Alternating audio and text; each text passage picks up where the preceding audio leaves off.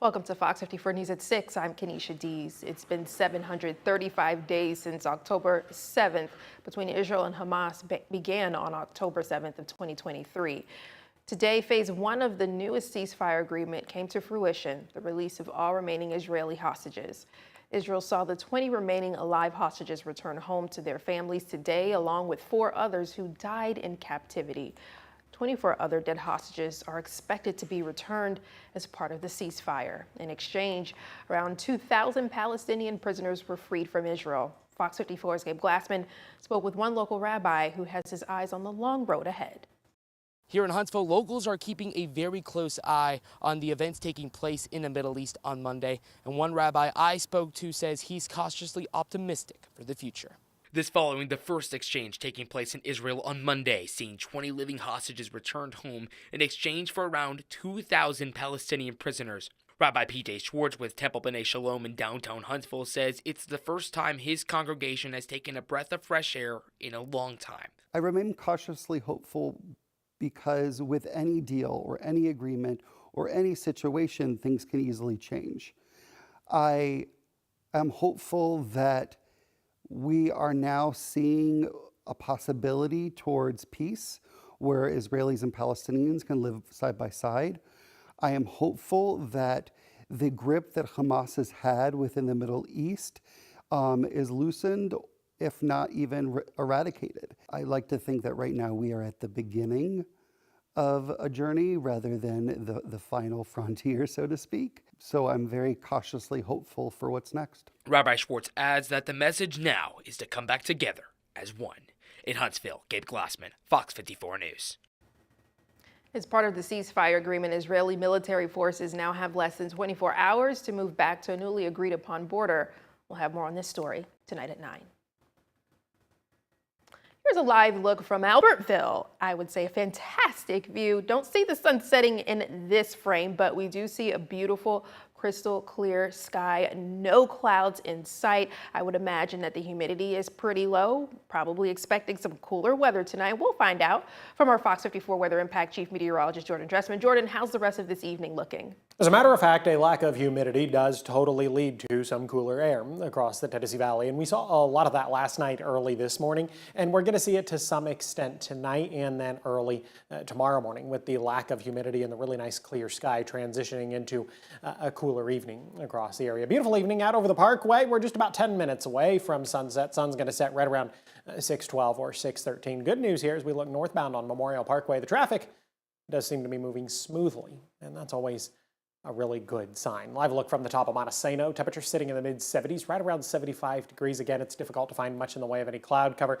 Sun just about 10 minutes from going down beyond the horizon. Through the rest of the evening, 73 at 7, 68 at 8, 65 by 9, 64 degrees by the time we get to 10 p.m. Holding on to that clear sky through the rest of the evening. That's not going to change over the next couple of days because we're going to continue to maintain the lack of humidity. We drop into the low and mid-50s as we head into the overnight, but we'll do a really good job at warming up. Above average, as a matter of fact, as we head into your Tuesday. We'll discuss it in just a couple of minutes. Thank you, Jordan.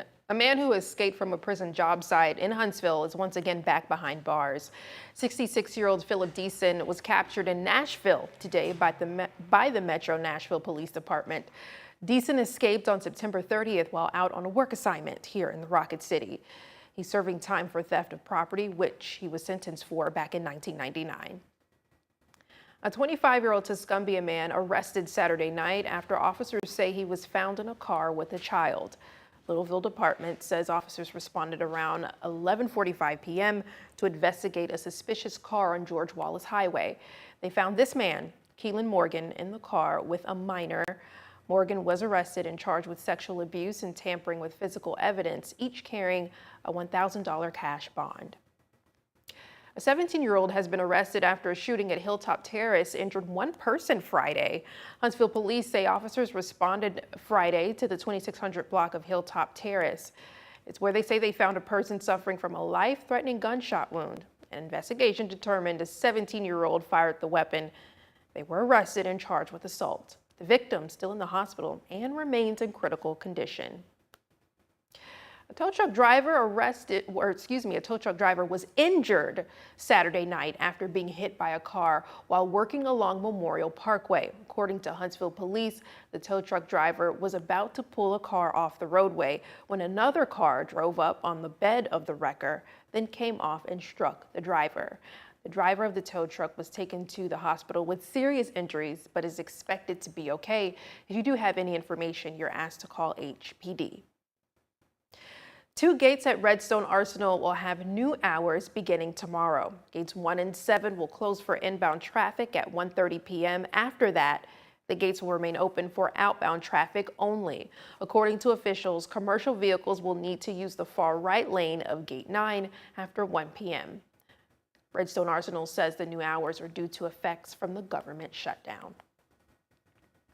The Priceville City Council set to decide in just a few minutes whether to reinstate Officer Gary Chapman to the police force or uphold his firing.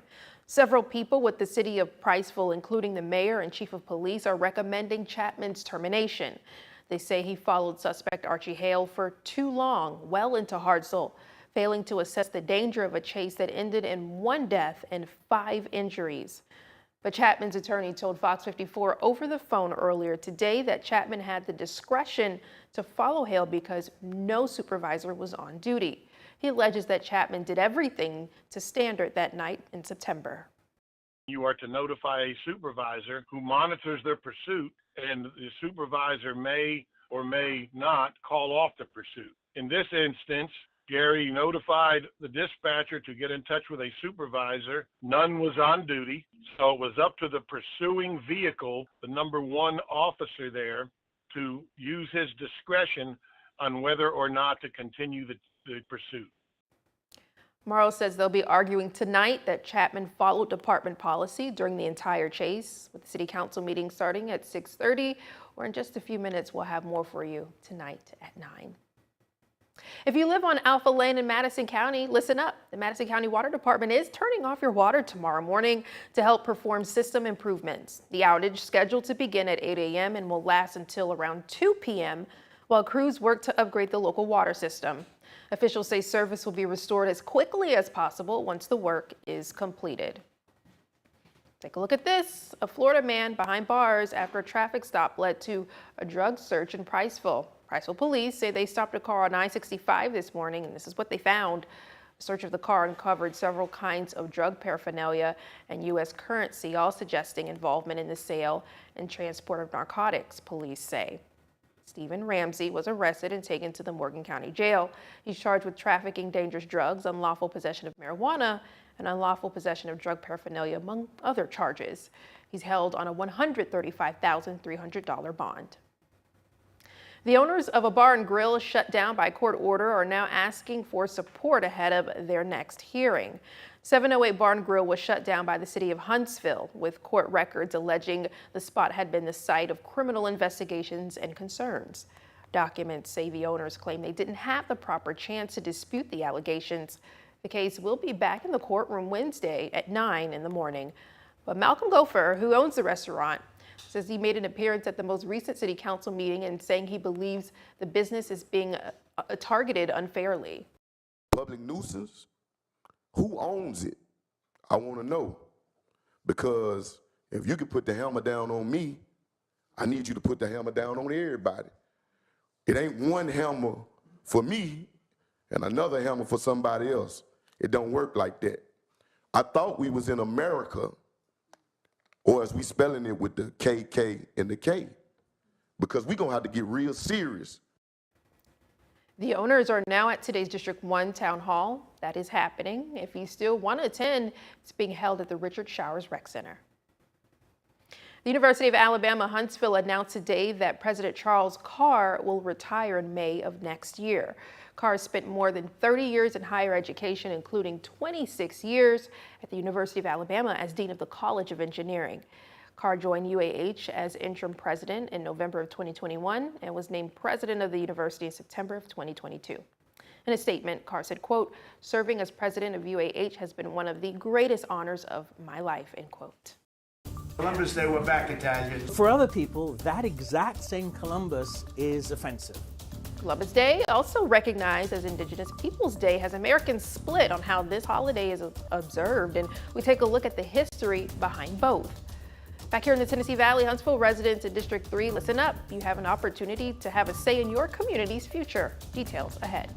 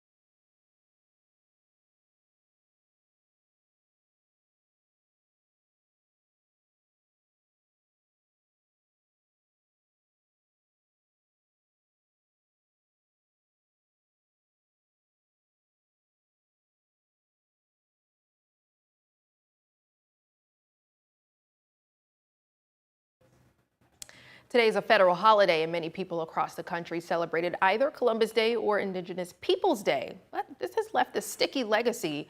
Dr. Matthew Restall, history and anthropology professor at Pennsylvania State University, explains the controversy behind Christopher Columbus and the significance this holiday still holds to many Italian Americans. Fox News' Ted Lindner takes a closer look. As communities across the country commemorate Columbus Day throughout Monday, some academic experts say the explorer has left behind a divisive legacy. Why is it 520 years after this guy has died, he seems so much part of our present discourse? Monday's federal holiday recognizes Christopher Columbus landing in the Americas back in 1492. Because of Christopher Columbus's Italian heritage, the day is symbolic to a number of Italian Americans. There's an American Columbus who is a patriotic icon. Columbus Day, we're back, Italians. President Donald Trump recently signed a Columbus Day proclamation as the White House highlighted the cultural significance behind the holiday. He was a great Italian explorer. He sailed his 3 ships, the Nina, the Pinta, and the Santa Maria, across the Atlantic Ocean and landed in what's today the Caribbean. On Sunday in New York City, a crowd gathered at the Christopher Columbus statue in Columbus Circle for a wreath-laying ceremony. A large parade is also expected Monday in the Big Apple. Meanwhile, other people across the country will be celebrating Indigenous Peoples Day instead, with academic experts citing how those people are critical of the impacts Columbus's expedition had on Native American communities. But for other people, that exact same Columbus is offensive because his imagery, the way in which he's constructed, is very much about a discourse to do with Columbus representing civilization and indigenous peoples representing barbarism. Ted Lindner, Fox News. Coming up, a Tennessee Valley nonprofit helping federal workers who are on furlough during the government shutdown. We'll tell you where volunteers are making stops in just a few. Jordan, how's weather tonight? Yeah, it's going to be a wonderful night across the Tennessee Valley. Temperatures dropping into the low and mid 50s, and then we're going to be above average once we get to Tuesday. We'll talk about it in just a couple of minutes.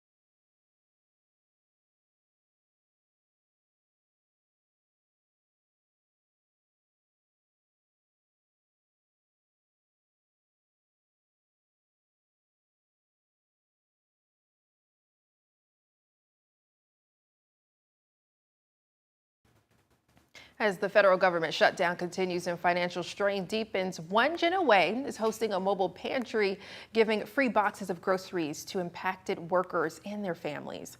Food boxes may be picked up Wednesday at 8 a.m. at Johnny Gill's off of University Drive here in Huntsville, and then on Thursday at 9 a.m. at the Texas Roadhouse on Cox Creek Parkway in Florence.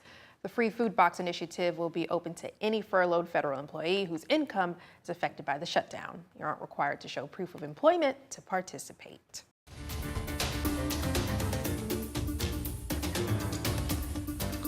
We do have a scam alert. The Limestone County Sheriff's Office warning you about a popular phone scam targeting those with family in jail. Suspects will try to call you, say they're with the Limestone County Jail, and claim a family member is in jail and request money, often through Cash App or other money transfer sites and apps. The Sheriff's Office say they will never call or request money to release an inmate.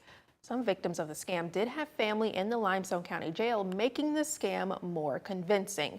The Sheriff's Office urges you to not send money to callers you don't know and report any suspicious calls.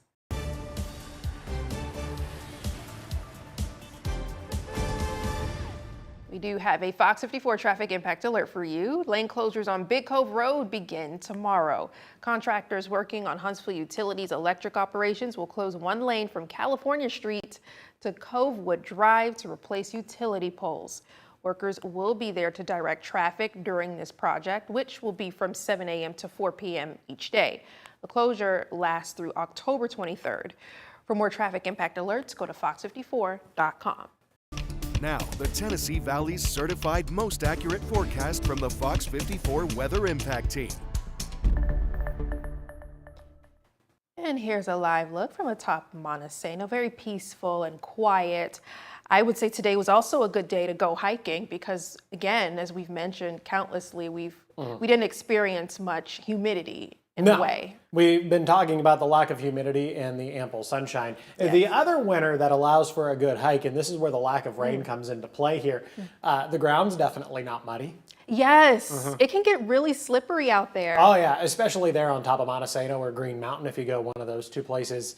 Yeah, it can get quite slippery, but that is not exactly a problem we have to deal with right now. And that's a good problem we don't have to deal with because I've been on a hike there and after it rained and not fun. No, but there is rain in the forecast. We'll talk about that in just a second. I first want to talk about how cool we were this morning. In some cases, this was the coolest morning we have seen since about the middle part of April, specifically east of I-65, where temperatures had no problems dropping into the mid and upper 40s. We also saw temperatures in the mid and upper 40s up across southern Middle Tennessee. In case you're curious, the average low temperature for this time of year, right around 51 or 52. Now, considering where we started, we did a really good job at warming up this afternoon. We were above average today. Temperatures climbed into the mid and upper 70s for some of us, and then other folks climbed into the lower 80s. The average high temperature for this time of year, right around 76 or 77 degrees. Florence saw 82, Huntsville saw 81. We saw a pair of 77s for both Pulaski and Fayetteville up in southern Middle Tennessee. Bring back that look from Montesano. The sun set just about 8 minutes ago, so now you get to enjoy the really pretty colors for the next couple of minutes. Temperatures currently sitting in the mid-70s, right around 75. We, of course, continue to see temperatures fall off over the next couple of hours. Still, if you are going to be spending time outside this evening, beautiful evening for it. 68 at 8, 65 by 9, 64 at 10 p.m. We're going to continue to talk about the lack of humidity through the evening, which means we're going to continue to talk about the really nice clear sky, which is going to allow our temperatures to drop off into the low and mid 50s as we head into the overnight. Lower 50s, especially up across southern Middle Tennessee and far northeast Alabama. Would not be the least bit surprised if somebody in southern Middle Tennessee or the higher elevations of northeast Alabama dropped into the upper 40s, but the vast majority of us dropping into the mid 50s. When the kids get on the school bus tomorrow morning, 54 at 7. Beautiful morning for the kids at the bus stop and for you as you head out the door for work. 58 at 8, 62 at 9, 70 degrees by the time we get to 10 a.m. Temperatures climbing into the lower 80s. Once again, tomorrow afternoon, another above average day. I've got a high right around 81. And we're going to continue to talk about the lack of humidity. As a matter of fact, we're going to maintain the lack of humidity through the rest of the week. We're also going to maintain the sunshine. It's going to be quite nice. Temperatures are also going to be a bit above normal this week. Not too terribly high as far as being above normal is concerned, but they are going to be a couple of degrees above normal. Now, a cold front is going to move through the Tennessee Valley as we head into the weekend. Timing there still trying to be figured out, but we can expect some rain to build into the Tennessee Valley either Saturday afternoon and Saturday evening or Saturday night, and then through the first half of the day on Sunday. Could that impact Talladega? Well, we're still trying to figure that out. Remember, it's only Monday. Things can and will change. We could use some rain across the Tennessee Valley. We're not necessarily desperate, but we could use a little bit of it, as many of us are sitting in the abnormally dry category, and I would really like it if that didn't get any worse. So, rain chances this week. The only opportunities in the forecast are going to build in Saturday, and then especially as we head into the day on Sunday. Not getting any help from the tropics. Off to the tropics we go. We do have Tropical Storm Lorenzo. Right now, Lorenzo has winds of 50 miles per hour. Over the course of the weekend, we had Karen. Karen only stuck around for about 48 or 72 hours. Lorenzo is going to continue to hang out in the Atlantic Ocean and poses absolutely no threat to the continental United States or the Caribbean for that matter. 81, 82 Tuesday and Wednesday, holding on to the sunshine through Thursday, Friday. I've got a pair of 83s both Thursday and Friday. 82 on Saturday with more cloud cover, 76 on Sunday, 75 next Monday. The Decatur Morgan Hospital Foundation is hosting the annual Power of Pink Luncheon and Fashion Show tomorrow. Proceeds from the luncheon and fashion show will directly benefit the purchase of advanced breast health equipment, including the Affirm Upright Breast Biopsy Guidance System, a vital tool in early detection and treatment of breast cancer. Doors open at 11:30 a.m. at Ingalls Pavilion. You must register to attend. October is Community Planning Month. It's your chance to see the future of Huntsville. City planners will be at tomorrow's District 3 Town Hall to show off where new roads should be built and where growth will occur. This is the 4th year Huntsville has commemorated Community Planning Month with the theme of Huntsville on the Rise. The emphasis is to create a sustainable urban development that revitalizes and strengthens the community. The Town Hall meeting is tomorrow at the Sandra Moon Community Complex off of Bailey Cove Road at 6 p.m. What's happening in sports, Nick? Kadisha, the outlook for Auburn football bleak down on the Plains. The Tigers 0-3 to start league play, still with half a season to go. We'll hear from Hugh Freeze next in sports.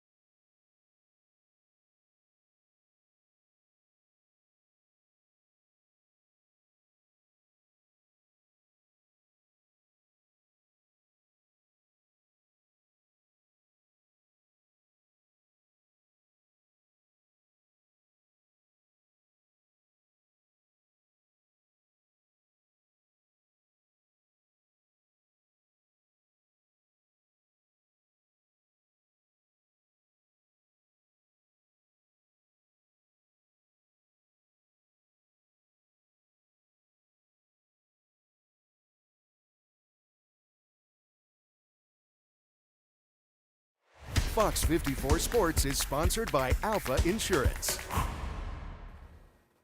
Here we are again.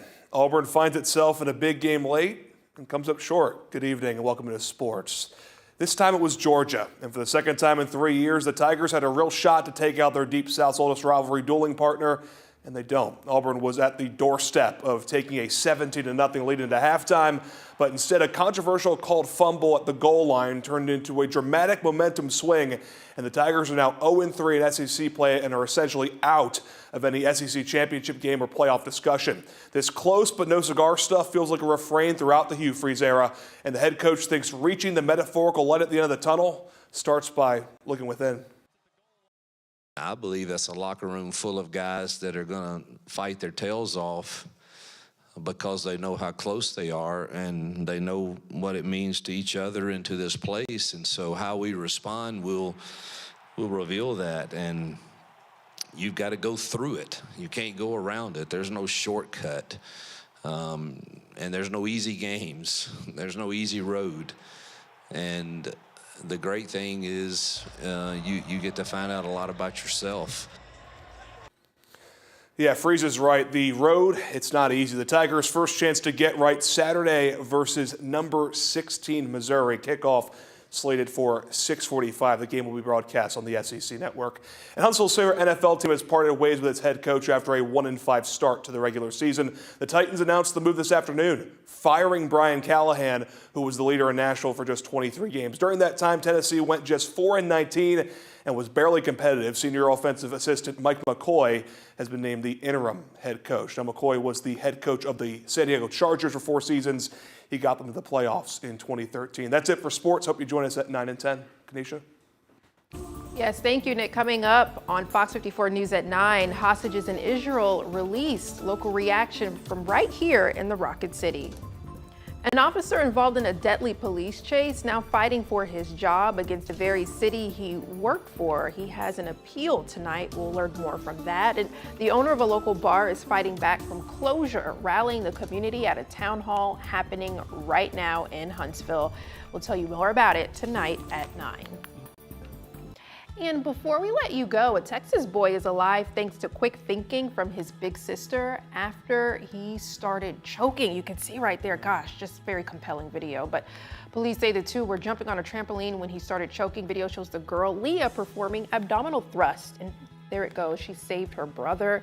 Police say she learned the choking rescue technique from a babysitting guide, and her mom, they say she proves that age is no barrier to being a hero. Wow, that is... Wow, what quick moment, quick thinking for such a little girl. I don't know if I would have been that quick on my feet.